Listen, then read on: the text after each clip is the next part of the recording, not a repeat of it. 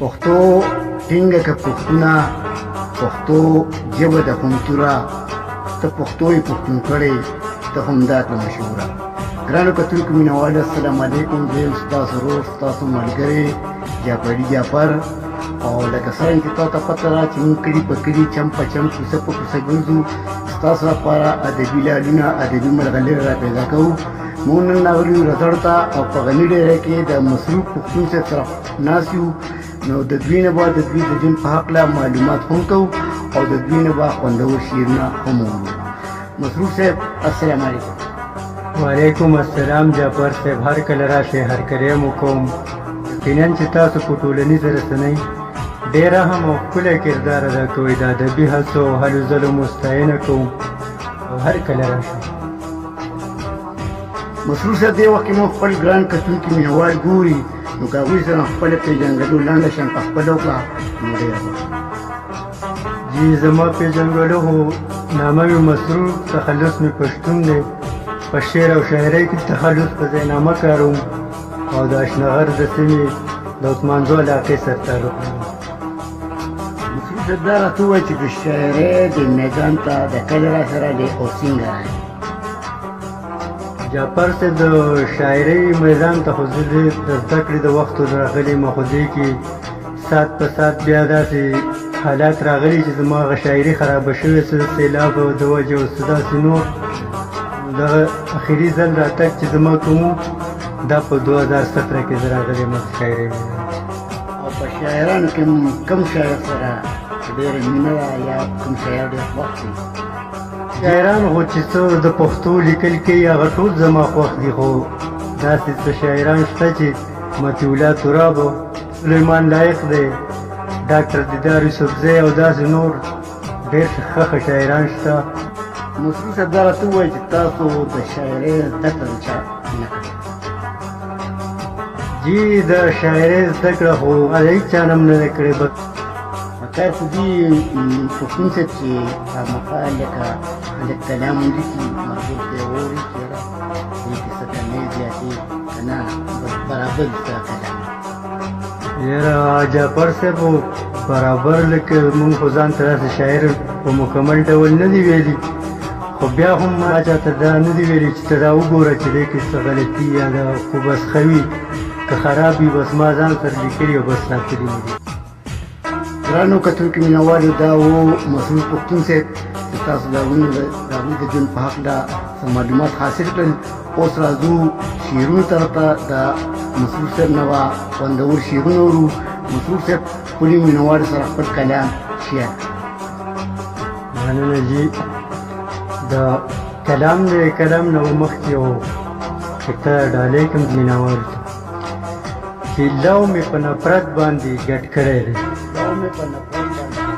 لو مې په نفرت باندې ګډ کړی دی او وار کوه ترې شر بشي غوبل بشي، ما پکې د مینې تخم نستی دی، زړونو کې به وټوکېږي ګل بشي. کلام دی جي کتاب مې د زړه نشته کو لوېدلی یم د زوره، کتاب مې د زړه نشته کو لوېدلی یم د زوره او قلار نه یم خواږه خواږه راوګوره راګوره. ملنګ د مینې څه وي خو قلنګ اخیستی نشي، ملنګ د مینې څه وي خو قلنګ اخیستی نشي، او کچکول چې یار ته نیسي هغه ډار لري له توره، او سکرو ته د رنجو چې د مخ لمبې تازه دي، سکرو ته د رنجو چې د مخ لمبې تازه دي، او شدم په دم تیره پکې د یار د بڼو لوره. مننه جي، ډېره مننه. یو څو ساعت کې شراب دی له خمارو سترګو ګډ کړه، یو څو ساعت کې شراب دی له خمارو سترګو ګډ کړه، او د شونډو په کاسه یې راته ونیسه میخوره، او په سترګو دې لاس ایښې که په غبرګو یې شمکوره، په سترګو دې لاس ایښې که په غبرګو یې شمکوره، او پښې راباندې ماړه وه راولوېږه نسکوره، او پر لټ د انتظار مې دی وهلی درته ناست یم، پر لټ د انتظار مې دی وهلی درته ناست یم، او غرمو د دیدن وشومه راوګوره د کوره، او مسرور یې د پخو خواب کې ورک شوی زړګی کسي مسرور یې د پخو خواب کې ورک شوی زړګی کسي او مسرور دی لیونی کله په سور کله بې سوره د مننه مسرور صاحب ډېر خوندور کلام و او که یو بل کلام مو مینوالو سره شریک کړو نو ډېره مزه به وکړي دا یو بل کلام دی سم د سره په ما سمې لوبې وکړه سم د سره په ما سمې لوبې وکړه او شا به نه را په ما سمې لوبې وکړه